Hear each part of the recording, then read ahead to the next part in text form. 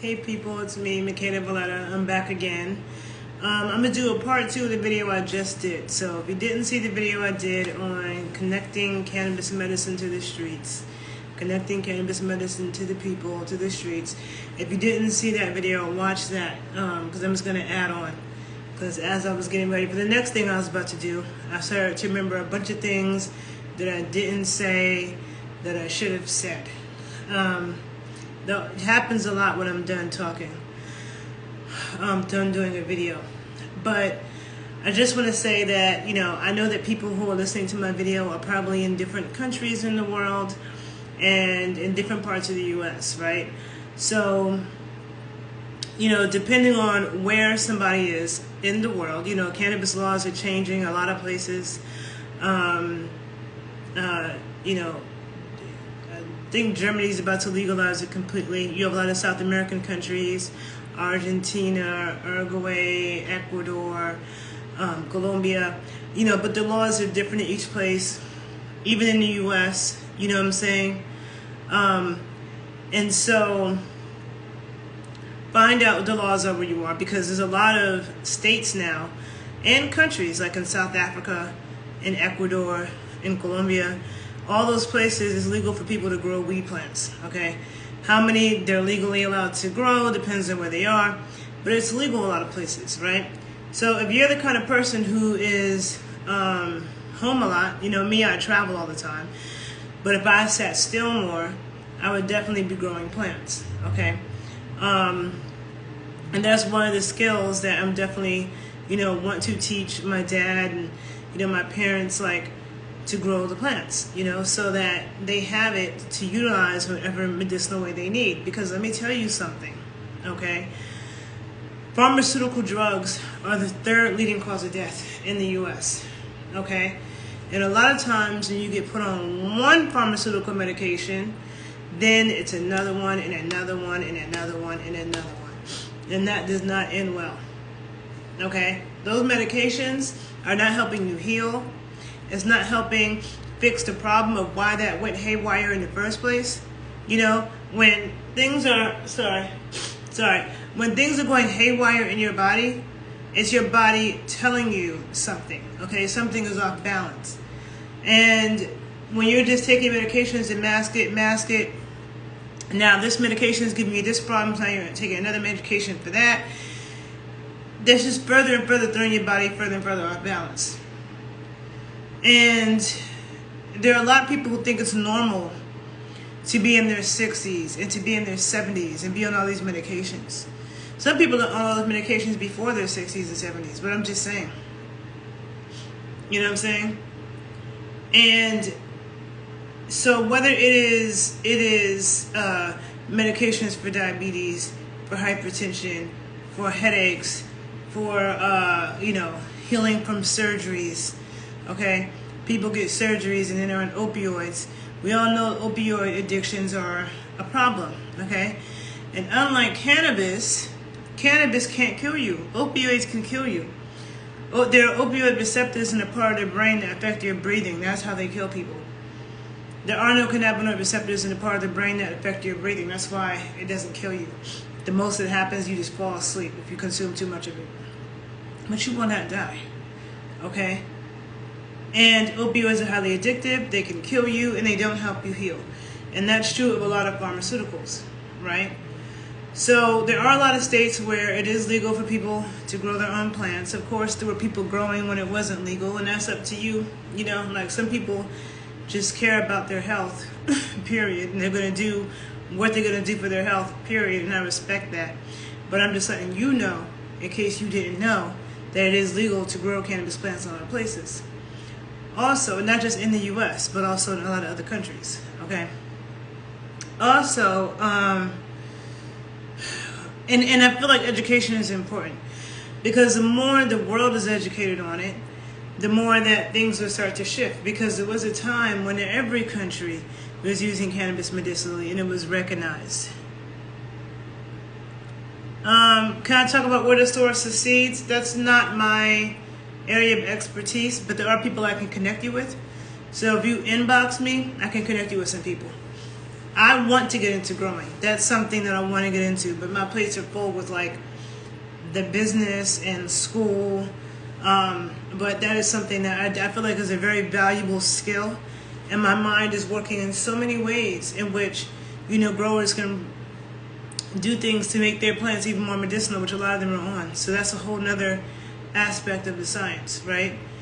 And so there are also a lot of states in the U.S. have this thing, caregivers, people who are growing cannabis plants for medical marijuana patients. So there could be an elderly person who is a medical cannabis patient. Or maybe they're not elderly, but whatever. They're a medical cannabis patient. And so there are people who have serious injuries and all kinds of things. And maybe they have a caregiver who grows the plants for them, okay? So they're medicinal plants. They themselves don't grow it. So that's another license that you can get in a lot of states, is to be a caregiver, so you're growing plants for medicinal marijuana patients, okay? So, there's a lot of ways to try to infuse it into your life, and how easy that can be done can depend on a lot of different factors, but I'm just, letting people know about things that they may not even be aware of, okay?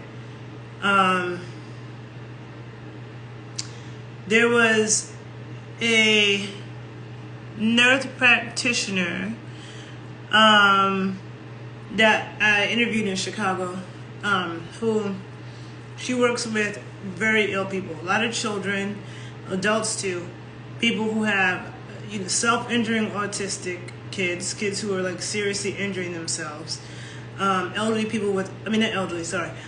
people, adults with all kinds of serious aggressive cancers, just all kinds of stuff.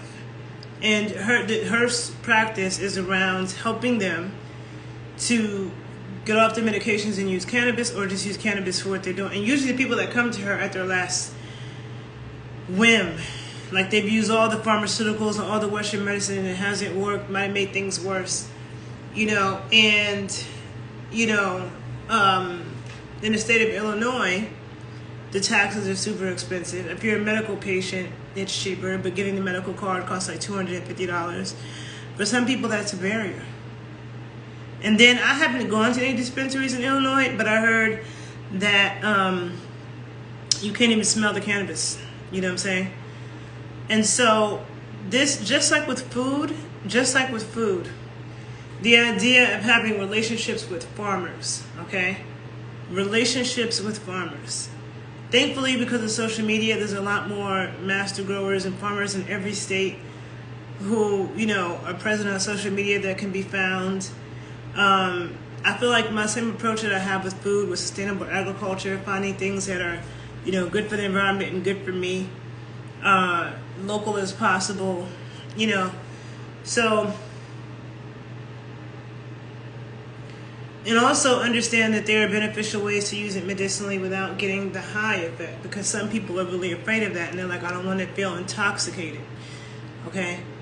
And that's also possible, if someone's consuming the acids like THC-A, which is not the carboxylated form of THC, so they're juicing it or they're making a tea out of it, they won't get that intoxicating effect, but still get a lot of the medicine from it, okay?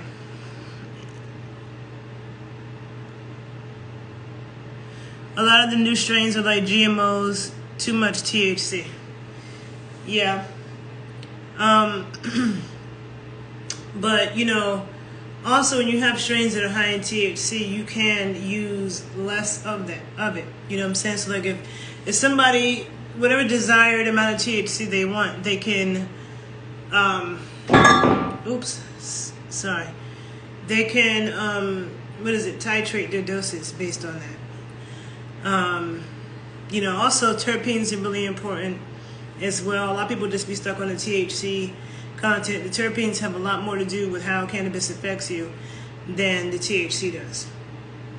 And so I have an OnlyFans page that I started that's just geared towards health stuff, where I'm going to go more in depth about this stuff for those who want it, and have more additional questions. And there's certain things I don't really want to speak about on social media. because there's a lot of politics in the truth. Okay, and so I'm like, yeah, I'll keep that for over there.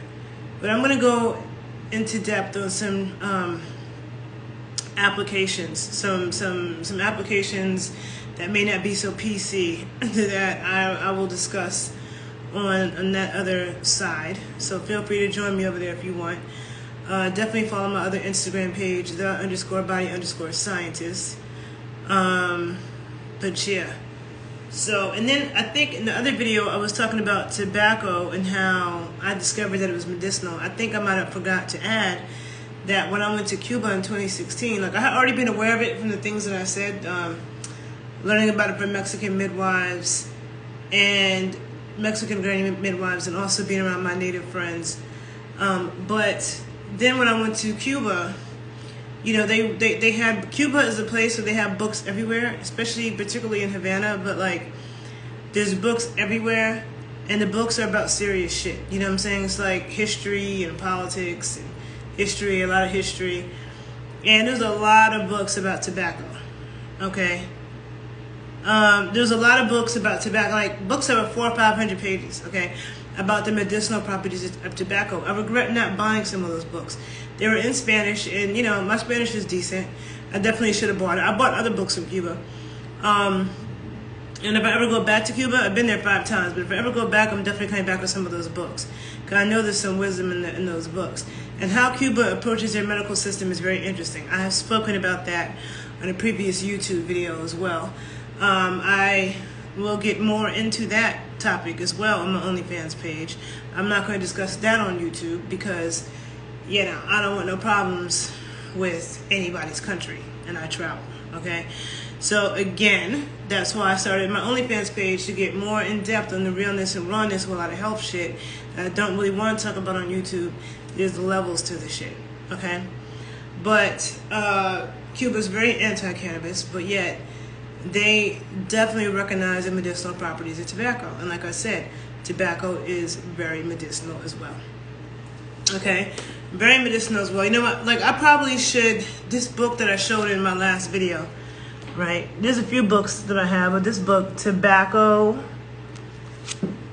An Exploration of Its Nature Through the Prism of Homeopathy, by Richard Pitt.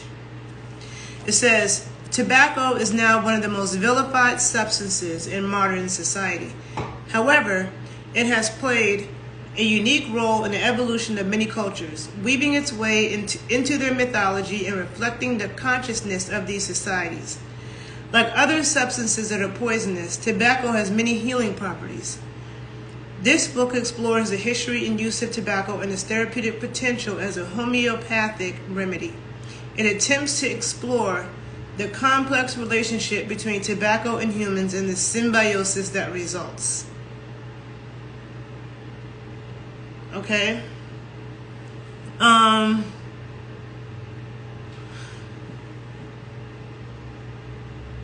So, I mean, this book is very interesting. Like, let me just give you a small excerpt. And there's so many parallels between tobacco and cannabis, you know. Like, so there was a lot of propaganda around cannabis, and like at the end of Prohibition.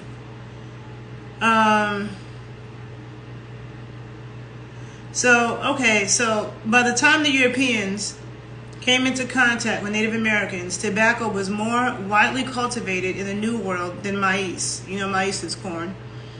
And corn is a big deal in the Americas, okay? Big deal. After its discovery by Europeans in the Caribbean, tobacco spread around the world more quickly than any other plant in history, okay? This may be due,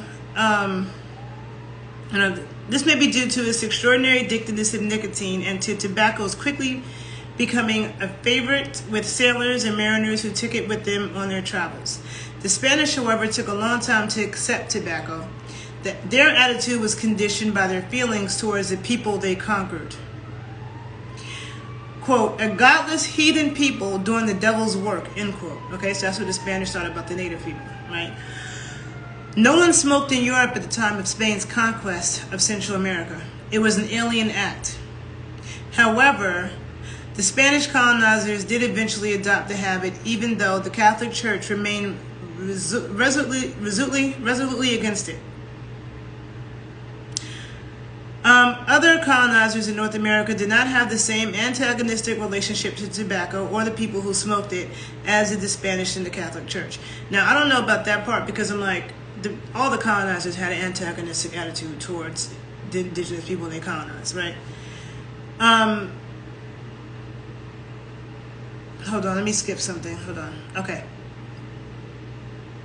Okay, well, let me just tell you this. It was there were high taxes, like what they're trying to do right now with cannabis, right? But despite that, it was still smoked a lot throughout Europe.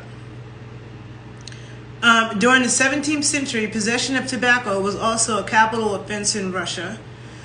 Tobacco was prohibited in many parts of Germany, punishable by torture, beheading, hanging, quartering, or crushing, okay, for having tobacco, okay?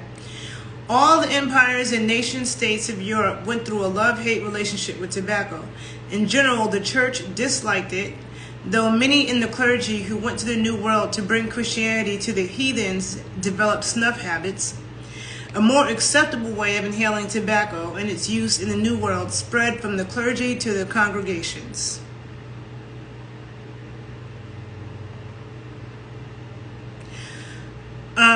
Governments in Europe often attempted to curtail indulgence in tobacco, depending on the whims and fancies of the current kings and rulers. However, over time, tobacco's taxation possibilities became too strong to resist, and many countries developed state monopolies, limiting domestic production and controlling the supply, importation, and distribution of tobacco. Sounds like what's about to happen with cannabis, okay? It's like it's so-called legal in this state and that state, but then there's so many laws about what you can do. So is it really legal, right? So it's the same thing that tobacco went through that we're seeing right here, right? Despite its early reluctance to embrace tobacco, Spain eventually took it on with gusto, building a huge cigar-making factory in Seville. Hold on, okay. Oh, and they had half-naked women working in the factories making these cigars. Okay, so that's not okay. I just randomly opened it to a certain page. Hold on, let me find one more thing.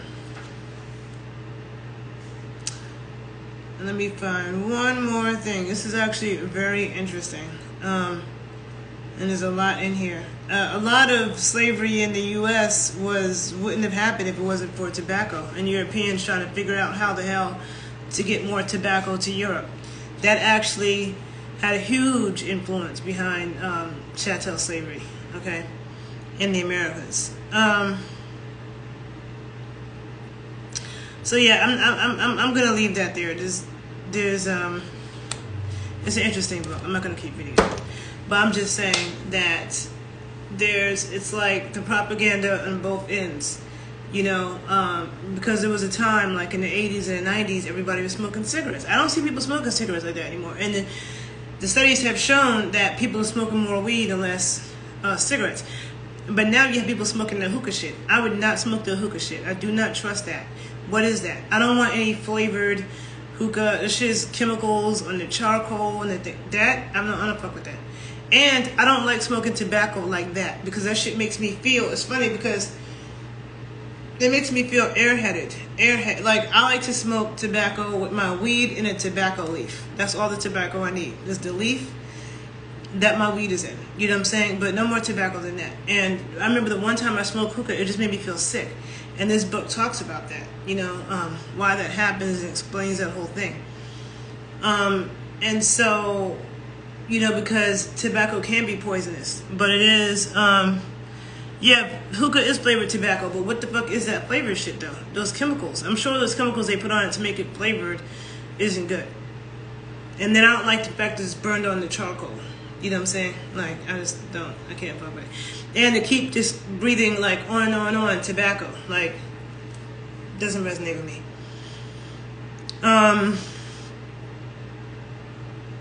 And just like with anything that you smoke, even with weed, there's different ways to smoke it. People that smoke bongs, people that smoke pipes, people that use chalice, people smoke joints, they smoke blunts, they smoke vape. I mean, you know what I'm saying? So it's the same way with tobacco. So people have to find, I guess, like what works for them, but I just don't like that hookah shit.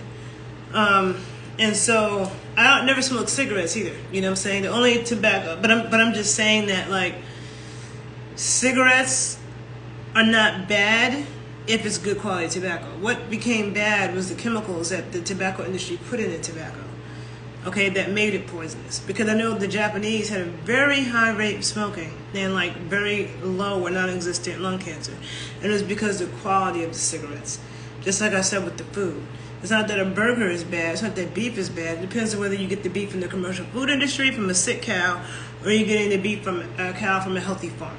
Two different things, okay? Same thing with everything that we consume, that we put on our skin, that we put in our mouth, that we breathe, inhale, put all of it. No, nicotine did not make cigarettes bad because nicotine naturally occurs in tobacco. So it's not the nicotine that's a problem. Nicotine is actually a potent medicine. It's the chemicals, the additional chemicals that the tobacco companies put on the tobacco, but it's not nicotine, no. That's like saying that THC make cannabis bad or CBD make cannabis. No, those naturally occur. Those are medicinal properties of the cannabis. They're cannabinoids, right? What makes cannabis bad sometimes is the stuff that people spray on it and the chemicals they're using when they're extracting things and they're growing it. You know what I'm saying? And so, yeah, like I just feel like there's a lot of people out there who have sick people in their family, whether they be children. Okay, these children right now are sicker than they've ever been since we've been on this planet, or the aging, and people really want to help them. They may not want to see that loved one and all these medications that's making them more sick and not making them better. Okay, so it is of your best interest, and now there's so much education coming out. There's so many ways of educating people about, cannabis medicine, how to utilize it. But I think it's in your best interest to investigate that, especially if you care about prevention and if you have anybody around you who's suffering from something, okay? Or you yourself are suffering from something, okay? And then look into what are your modes of access. Can you grow? Would you grow? Do you need a caregiver? Do you live in a place where you can get access to good quality products? I'm always, willing to help direct people, but it's something that I just,